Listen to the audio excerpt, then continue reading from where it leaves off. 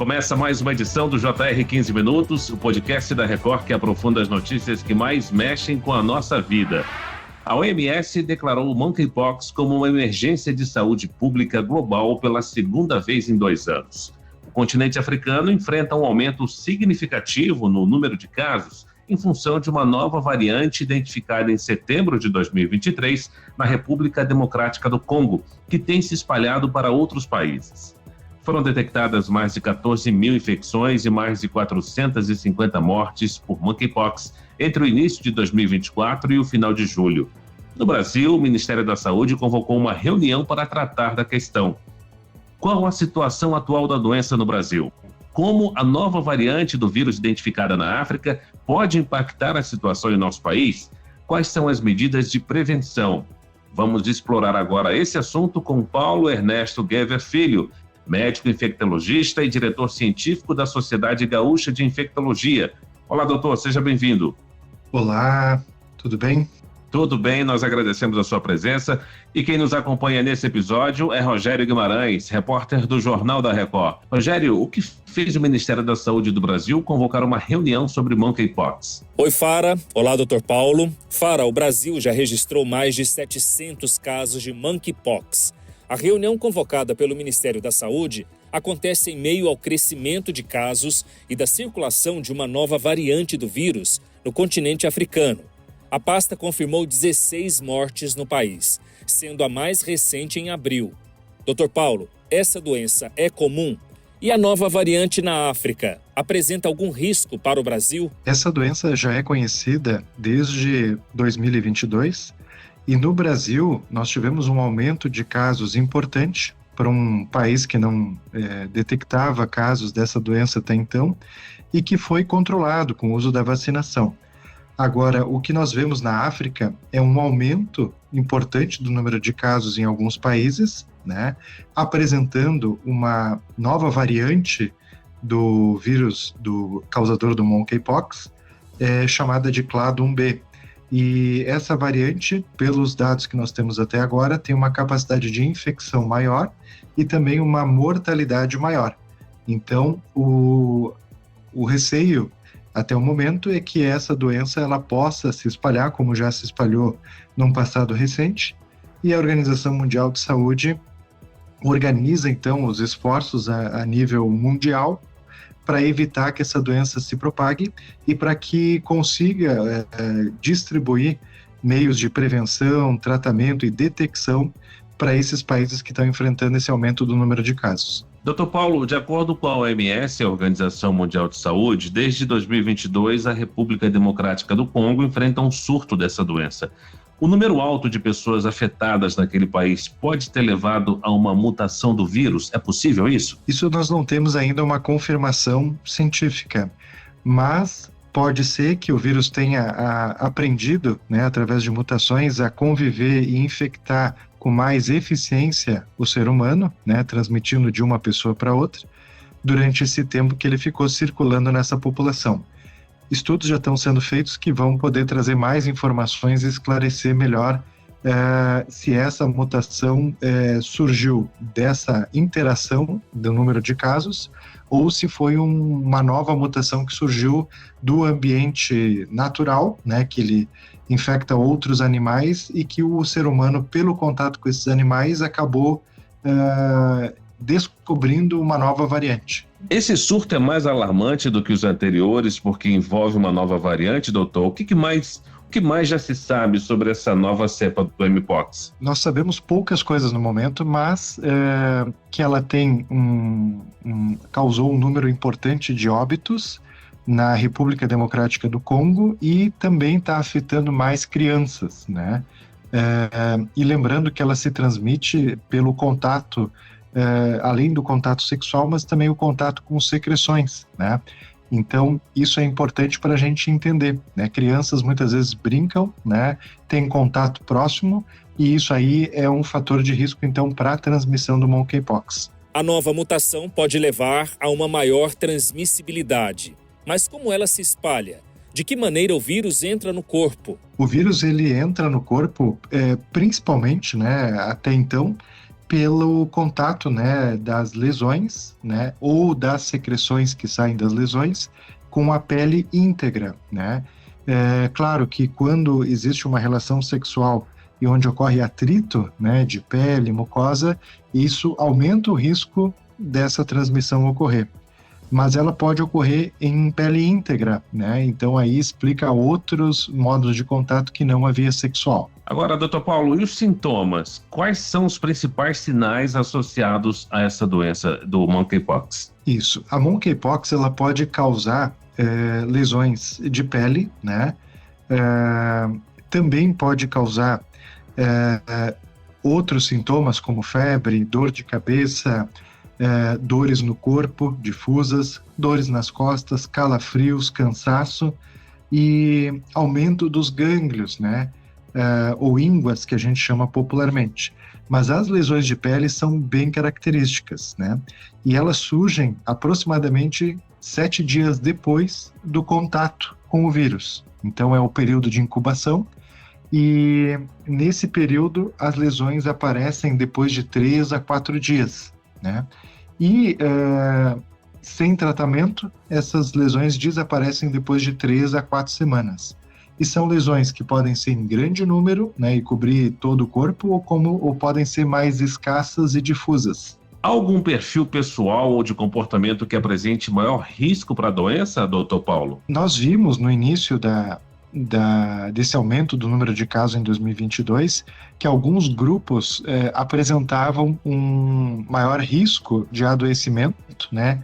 Seja pelo contato da doença, mas também por questões de uma imunidade diminuída por infecções ou outros tipos de questões. E aí nós temos os pacientes com HIV, né? Que muitas vezes têm uma alteração do sistema imunológico quando a doença não é controlada, e também uma transmissão maior entre os homens que faziam sexo com homens. Então, essa população mais vulnerável, inclusive, foi alvo da campanha de vacinação aqui no Brasil. Como os profissionais de saúde diagnosticam a doença e quais exames são realizados? É muito importante ter uma suspeição da doença quando o paciente apresenta lesões de pele, que podem também ser confundidas com lesões de uma doença chamada catapora, que é a varicela. Então, é importante fazer o diagnóstico diferencial entre essas duas doenças. Nós temos exames laboratoriais que podem auxiliar, e também a apresentação dessas doenças, elas são um pouco diferentes em relação ao conjunto de sintomas. Então, a monkeypox, ela apresenta adenopatias, que são as ínguas, né? Ela também pode apresentar outros sintomas diferentes, como dor na região anal, né? E isso aí ajuda a diferenciar um quadro de varicela, por exemplo. E é importante que nessa suspeita de monkeypox ou varicela que se instale imediatamente as medidas de prevenção de transmissão, ou seja, impedindo que aquele indivíduo continue transmitindo ou possa transmitir para outras pessoas. Então, isso é muito importante que os profissionais de saúde tenham em mente, principalmente neste momento onde é que nós estamos vendo um aumento do número de casos importante, por enquanto, na África, mas que tem o potencial de viajar para o resto do mundo. Existem tratamentos disponíveis para monkeypox, doutor, e como eles ajudam a controlar a doença? Neste momento não existem tratamentos específicos para monkeypox, né, que atuam diretamente contra o vírus, mas existem tratamentos paliativos, ou seja, tratamento para dor, né, tratamento para outros sintomas que possam acontecer, como o prurido, que é a coceira. Então, tratamentos sintomáticos que nós chamamos. Agora, é importante falar que essa doença existe vacina, né, para diminuir o risco de adoecimento e de doença grave. Então, a monkeypox, na maior parte dos casos, é uma doença que apresenta um quadro de sintomas gerais e lesões de pele, mas em alguns casos ela pode evoluir para quadros mais graves, inclusive causar a morte do paciente. Então é importante usar a vacinação, principalmente nos grupos de maior risco. Mas a doença pode ser fatal quando não tratada? Pessoas com algum tipo de comorbidade estão mais sujeitas a efeitos mais graves da doença? Sim, principalmente pessoas que têm alterações no sistema imunológico em que, as células de defesa elas não têm a mesma efetividade para combater o vírus. Então, nesses indivíduos, o vírus pode causar uma doença mais grave. A vacinação é uma opção para se prevenir? Quem pode recorrer à vacina contra monkeypox? É muito importante que essa vacina ela é fornecida pelo Sistema Público de Saúde e foi distribuída principalmente para os grupos de maior risco. E nesse sentido, os pacientes eles devem conversar com seus médicos, né, para ver se eles se encaixam nesses grupos de maior risco. Então, homens que tenham relações sexuais com homens e pacientes utilizando a PrEP, né, que é a profilaxia pré-exposição do HIV, eles eram contemplados na campanha de vacinação da rede pública. Agora nós temos que ver como que o Ministério da Saúde vai se posicionar, homens que tenham relações sexuais com homens e pacientes utilizando a PrEP, né, que é a profilaxia pré-exposição do HIV, eles eram contemplados na campanha de vacinação da rede pública. Agora nós temos que ver como que o Ministério da Saúde vai se posicionar frente a uma previsão de aumento do número de casos aqui no Brasil. Dr. Paulo, voltando à reunião organizada pelo Ministério da Saúde no Brasil, alguma nova ação deve ser adotada neste primeiro momento? Eu creio que sim, existem grupos e comitês específicos que devem estar avaliando o comportamento desse aumento de casos na África e já devem estar se preparando para um possível aumento de casos no Brasil. É importante reforçar, né, a questão do monitoramento, ou seja, da notificação de casos suspeitos de monkeypox, para que a gente consiga detectar logo no início do surgimento dos primeiros casos no Brasil, do aumento, para que a gente possa tomar medidas mais rápidas e efetivas e também já começar a distribuição da vacina, que pode ser após atingir um determinado limiar de aumento de casos, e aí ser feita uma divulgação e distribuição ampla dessa vacina para os grupos de maior risco, ou também já se preparar de antemão e vacinar antes do aumento de casos. Então esse comitê provavelmente deve estar avaliando essas questões e deve estar observando diariamente o comportamento desse surto que está acontecendo lá na África e principalmente na República Democrática do Congo. Doutor, a Organização Mundial da Saúde publicou um documento solicitando a fabricantes de vacinas contra a monkeypox que submetam pedidos de análise para o uso emergencial das doses. O senhor acredita que países de baixa renda podem se beneficiar dessa medida? Com certeza, principalmente os países de baixa renda, por terem muitas vezes um sistema de saúde, uma rede de saúde deficitária, ou seja, que não tem capacidade de atendimento dos pacientes, ou de tratamento, ou enfim, a prevenção é uma ferramenta que já se mostrou útil em diversas epidemias ao longo da história. Então, nesse sentido, a OMS ela faz um esforço grande para que essa vacina consiga chegar nesses países de menores condições, onde que a doença apresenta um maior impacto em termos de transmissão e de mortalidade. Agora, essa é uma crise que exige uma ação política coletiva. Como os países podem coordenar uma ação global contra a doença, doutor? É muito importante a educação, tanto dos pacientes, mas também dos profissionais, a capacitação dos profissionais de saúde em relação ao retorno dessa doença.